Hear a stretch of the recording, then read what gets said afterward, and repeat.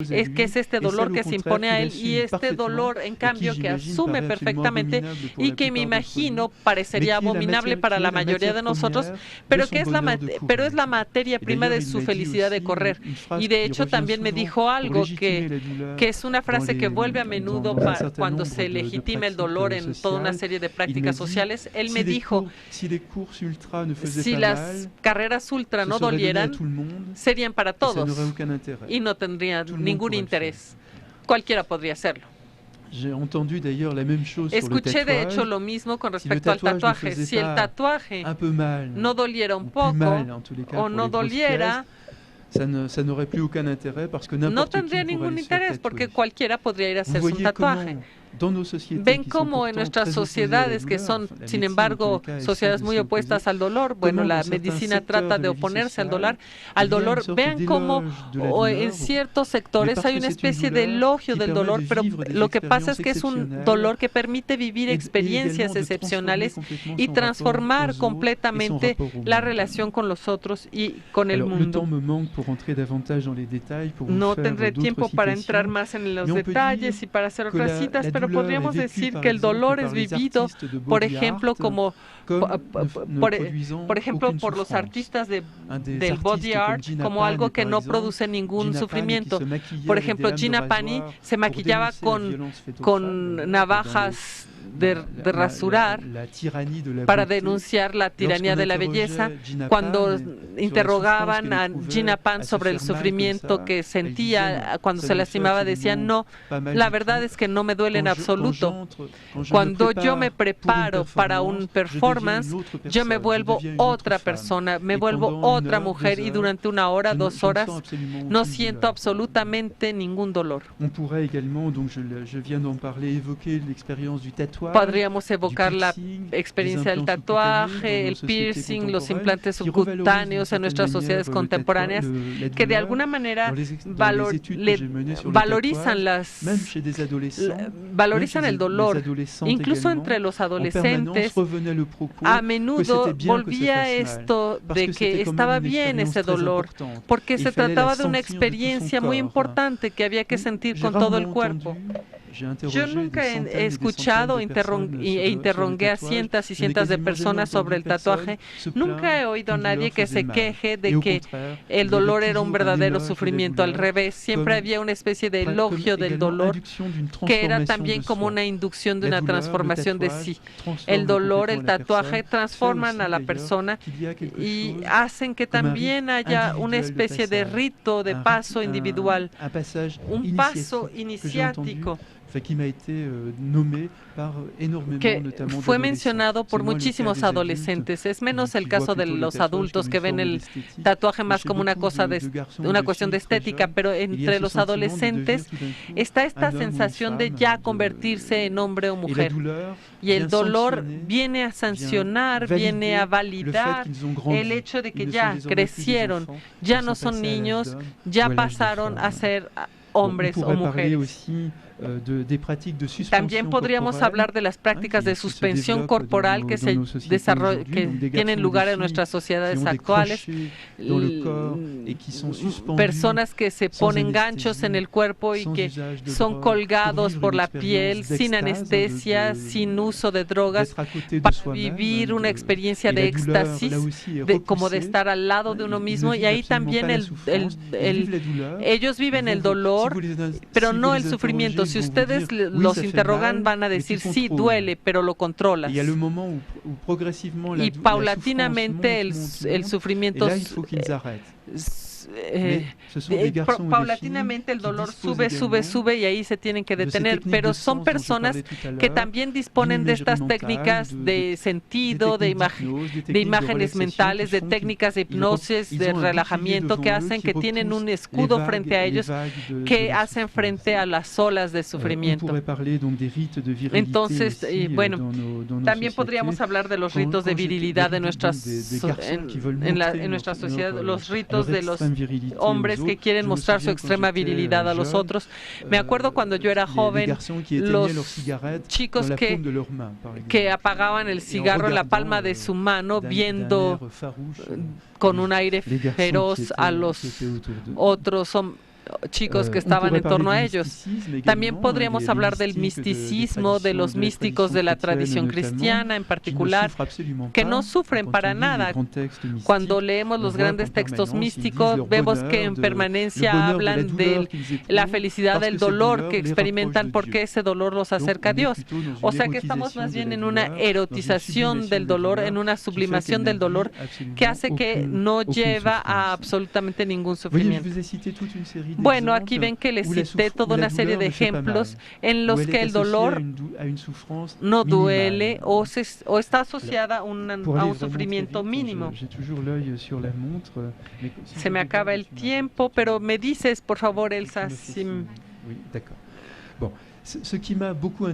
me estoy pasando. Bueno, algo que también me interesó mucho estos últimos años, algo con lo que trabajé, también son las prácticas de escarificación de los adolescentes de nuestra sociedad. Aquí la paradoja es que se recurre al dolor, pero esto se opone al sufrimiento. Es decir, lastimarse en el cuerpo para que duela menos la vida. Son personas que a veces han sido víctimas de abuso sexual, de incesto, que sufren de una falta de amor, de un sentimiento de insignificancia, un sentimiento de que su vida no tiene sentido. Hombres y mujeres, chicos y chicas que están en un gran sufrimiento personal. El recurso al dolor es una manera de remediar, una manera de disminuir este sufrimiento que experimentan. Aquí el dolor es una especie de remedio paradójico, ambivalente, que permite retomar el control.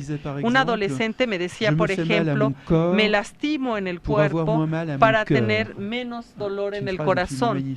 Es una frase magnífica que describe de manera vertiginosa lo que sucede en los ataques al cuerpo de nuestros adolescentes en la actualidad.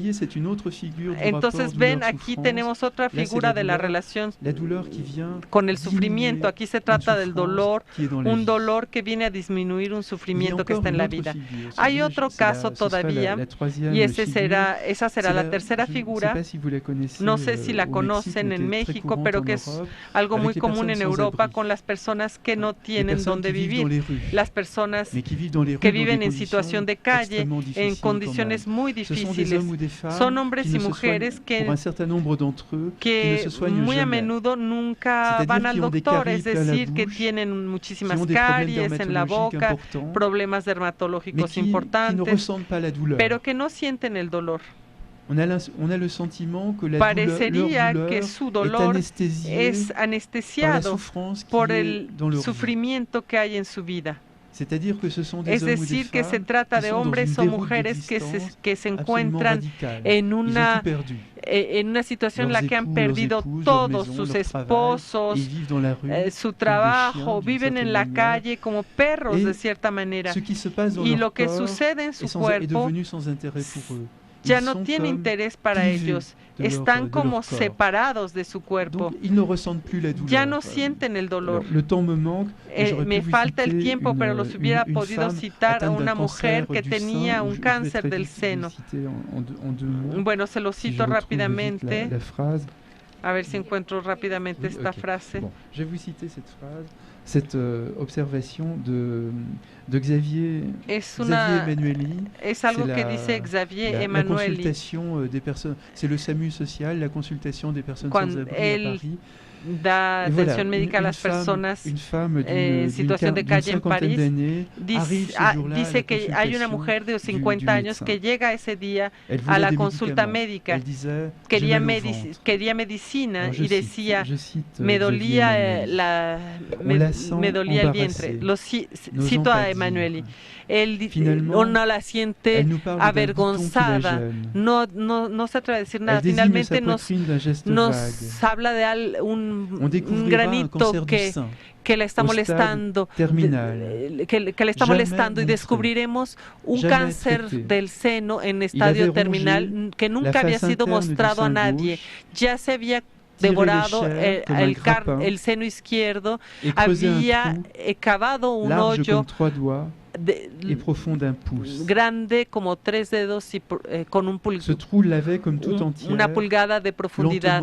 Este hueco la había atraído hacia sí. Ya solamente caminaba como inclinada, preocupada. Siempre estaba ella alimentando esa mancha de muerte. Y al día siguiente esta mujer ya había muerto.